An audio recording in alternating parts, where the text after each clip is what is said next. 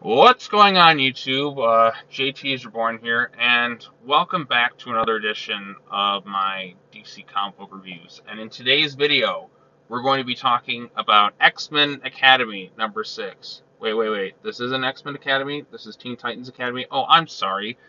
When I was reading this thing, I forgot I was reading a Teen Titans Academy book because this book read like a freaking X-Men book because that's what it feels like it's trying to be. Um, what am I doing? Like, in all actuality, like, what am I doing? I'm clearly not happy talking about this book every single month. You can just feel the mounting disappointment and the lack of enthusiasm. I just, in all honesty, don't care really what's happening. I'm trying to get some enthusiasm. I really want to love Teen Titans Academy. I really do. The concept sounded great. An academy that trains the next generation of Teen Titans students. Oh, wow, wouldn't that have been amazing if we had this strong foundation and then gradually expanded to all these new characters that we could grow to love over time? Wouldn't that be great?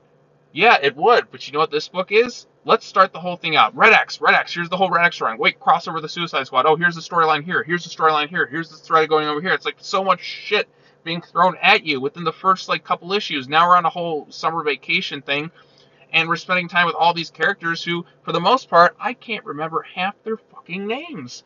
I can't. Like, I try. Like, I remember who Stitch was.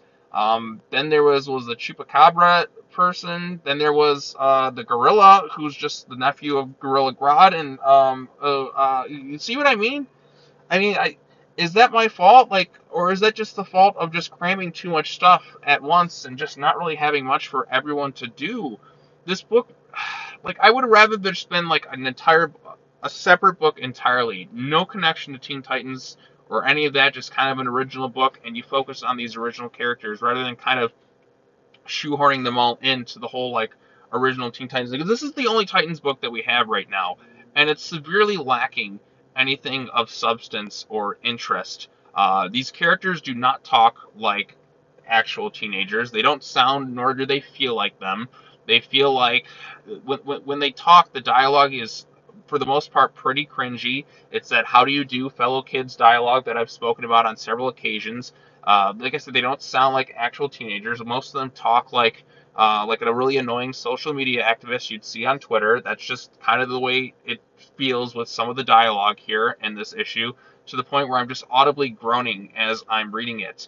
Now we're on this whole vacation storyline, which, again, there's so much stuff going on in this thing. We had the Suicide crossover. We had the whole thing with Red X, which is pretty much going nowhere, and it just seems to just be never ending at this point. The whole thing with the Raven thing, the Shazam thing, this character here, who's Red X, who's this, who's that. I'm like, I don't feel like I really know so many of these people. Like, some issues have kind of slowly worked things in, but there's just too many characters, too many storylines. Now we're started here with this whole vacation thing. Now this is an issue, if you're going to do it, I feel like should be placed a lot later on in the run, not issue 6 at this point, because we already went through a whole first semester and it felt like, yeah, we wanted this big adventure with all these characters. Like, I don't remember half these people's different names. I can't. Like, the only characters I feel like I kind of remember, like Stitch is one, because Stitch is just, well, the only one I feel like who's trying to stand out, it feels like. The only one that kind of does. Oh wait, there was that one speedster. See what I mean? I can't remember half their names anymore, and I read every issue, I reviewed it, but as soon as it's done, I kind of forget what happens because it leaves so little impact on me.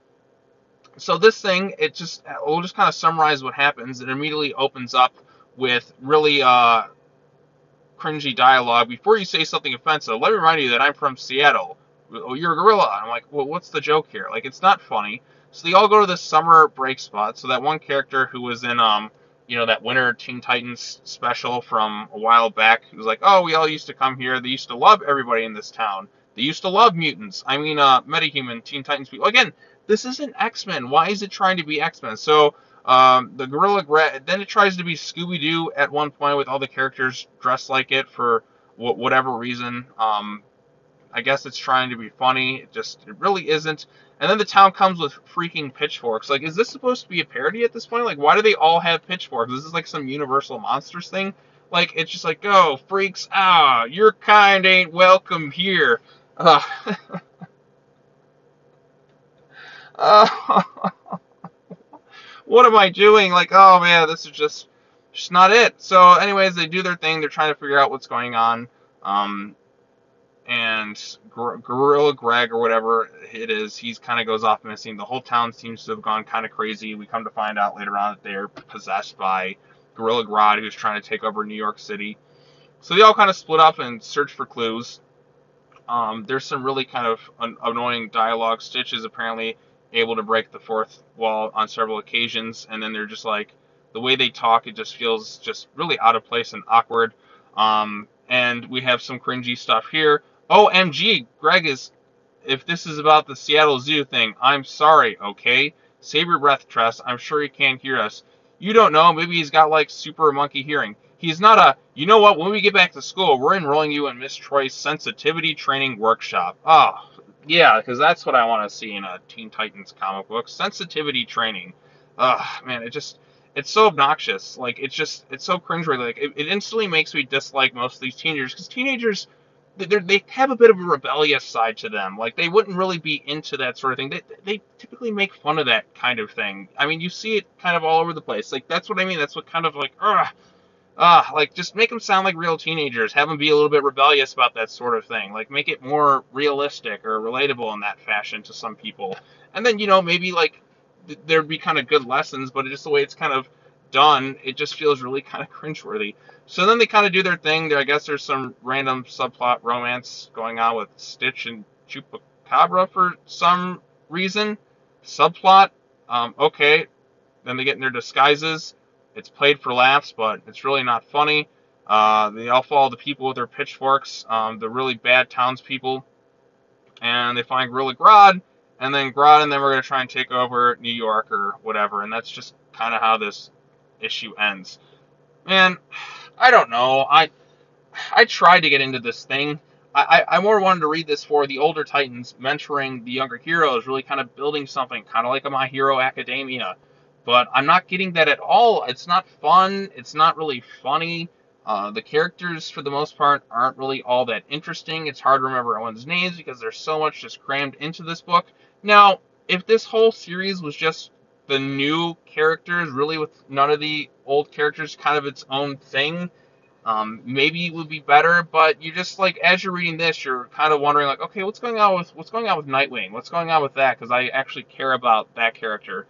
Or heck, even like the previous Teen Titans run, which I've been very critical of, the Glass Thompson one, which I think did a really bad job handling some of those characters. At least it had a small group of characters to follow. At least I knew all their motivations. At least it had focus. This whole series just feels like the writer doesn't know how much time they really have left on it, and they're just trying to cram so much stuff into this thing at once. And I wanted to like it.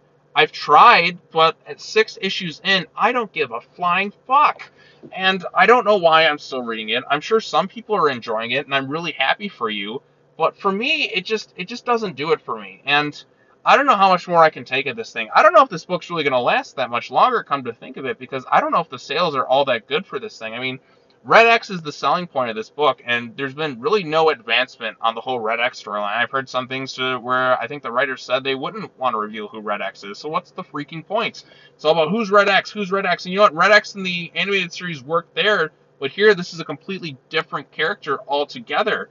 And it's just, without Red X, there's no intrigue for this book at all. And even then, Red X is just really nothing all that special in this book. So, yeah, I'm not feeling Teen Titans Academy, y'all. I don't know. Maybe somebody likes it, in which case I'm happy for you. But for me, I just don't like it. It's too cringeworthy for me at times. I can't get into this thing. I really can't. I don't like it. I just don't. I tried. I'm really trying, but I don't know how much more I can take of this book. There's no enthusiasm anymore. It just a lot of it's just kind of really cringy and just not fun. Just not a fun book at all. Such a waste of a great concept too. And I wanted this thing to succeed. I want it to get better, but it just feels like it's just not going to happen. And this book's just not going to be for me. Wake me when there's a good Titans book, because the Titans deserve so much better than this stuff. They just deserve so much better. So, yeah. Alright, well, that's all I gotta say. Thanks so much for watching this thing. As always, take care now. Bye-bye then, and I'll see you all in the next video. Batman Fear State Alpha video come out soon, so yeah, take care now. Bye-bye then.